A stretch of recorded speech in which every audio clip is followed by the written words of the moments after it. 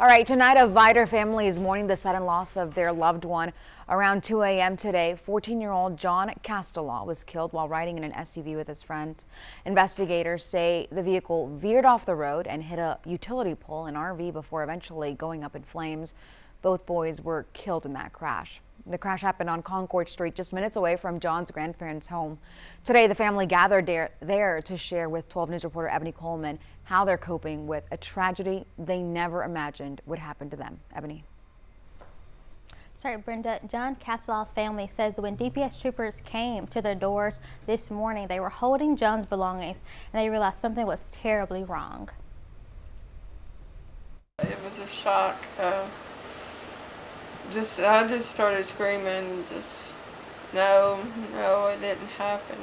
Tonight, the Castellaw family is mourning as they face the hard reality of losing 14-year-old John Castellaw. John and 15-year-old Blake Post died in a car crash on Concord Street, just south of Vidor, around 2 this morning.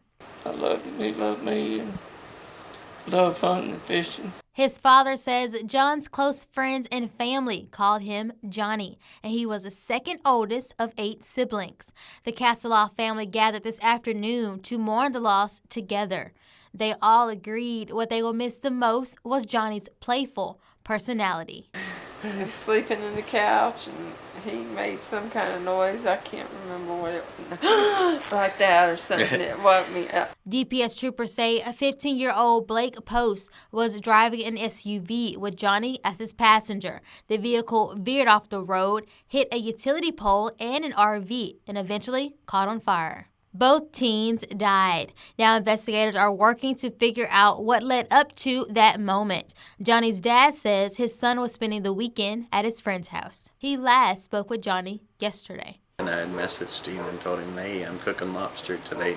Are you ready to come home? And he had messaged me back and said, no, Dad, I think I want to stay one more day. The family says their home will be a lot quieter as they come to terms with the fact that their lives will never be the same without Johnny. We just always to cherish every moment with him. Yeah. Give hugs whenever possible. Yeah. Just always remember to say I love you. There were 2 people inside the RV that Johnny's SUV hit when that crash happened, but both people did manage to get out of that RV. Ebony Coleman, 12 News.